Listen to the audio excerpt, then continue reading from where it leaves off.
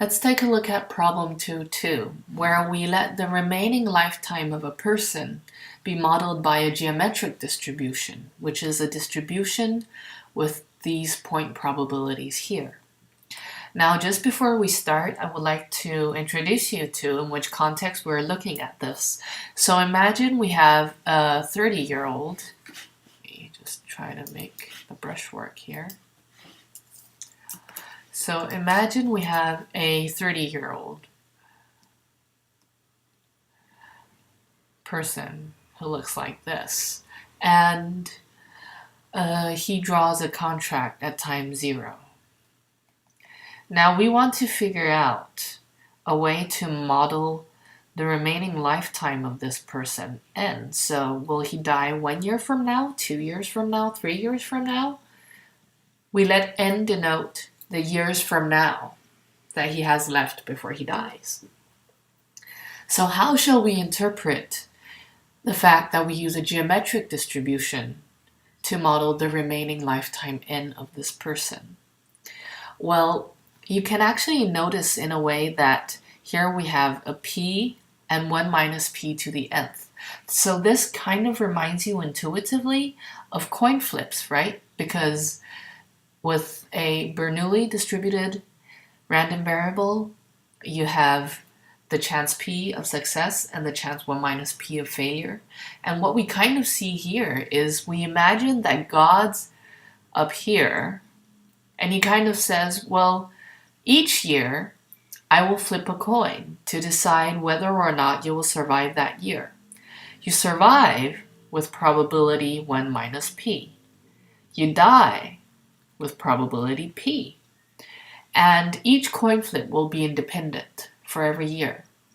So if you survive the first year, and the second year, and the third year, and so on, that means that whoever is sitting up there has flipped the coin so that it lands on the side that lets you survive. So what is the probability that you will die exactly after n years? Well, that corresponds to the probability of you surviving 1 year, 2 years, etc., etc. So of you surviving n years and then dropping dead. So this is actually kind of where the geometric distribution comes from. It models the probability of success given inconsequent failures in independent trials. And that is why we, in this exercise, choose to use the geometric distribution to model the remaining lifetime n of a person. Now, this is not a very realistic model. First and foremost, the probability of dropping dead for each year is not constantly equal to p in the real life, right? In real life, the older you get, it's sort of like the more probable you're going to die.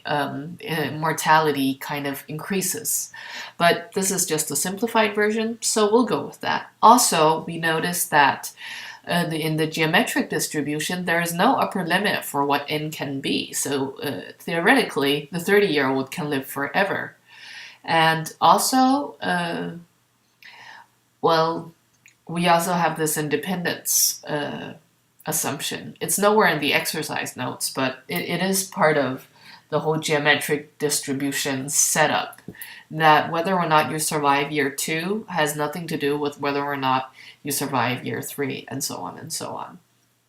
So, one last thing here, p, we assume p to be between 0 and 1, simply because it's not very interesting if p is equal to 0 or if p is equal to 1, because then this whole thing is just 0 constantly.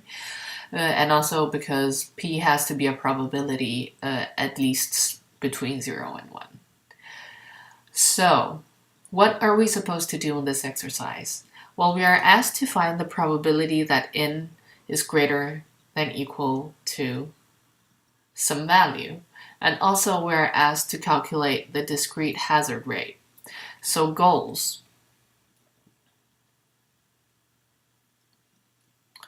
Find probability that n is greater than equal to small n. And let's just recall the definition here. For a discrete random variable, we find the probability that it attains values in a certain set by summing all the point probabilities. So let's see. We want to sum the probability that n is equal to m for all the values that are greater than or equal to small n, right? So for n going from n up to infinity. And also we're interested in the discrete hazard.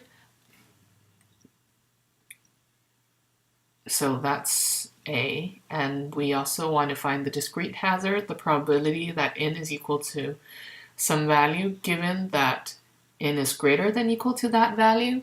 And we just recall that this is equal to the probability of the intersection of these two. So that is just equal to the probability of n being equal to n divided by the probability of n being greater than or equal to n. So we've got that part. And then we also want to find the mean value of n. So let's also write up the definition of that.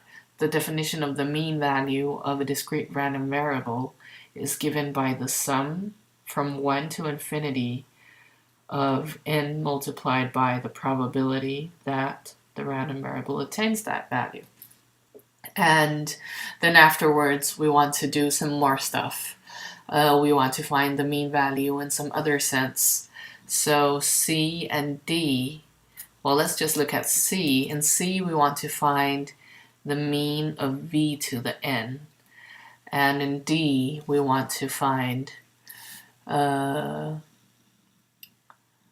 something else. You know what? I'm going to just ignore part C and D right now because I think it's best that if we go through A and B first, and then C and D will kind of get its own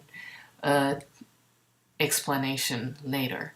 So in the next video, we will try to solve part A and B of this exercise. Now, one last thing just before I go on to the next video is I would like you guys to go into the notes and find the section on geometric sums again. I won't tell you just exactly why, but find that section and also go into your calculus book and find the section on geometric series. We will need to use a couple of identities from there in the next exercises.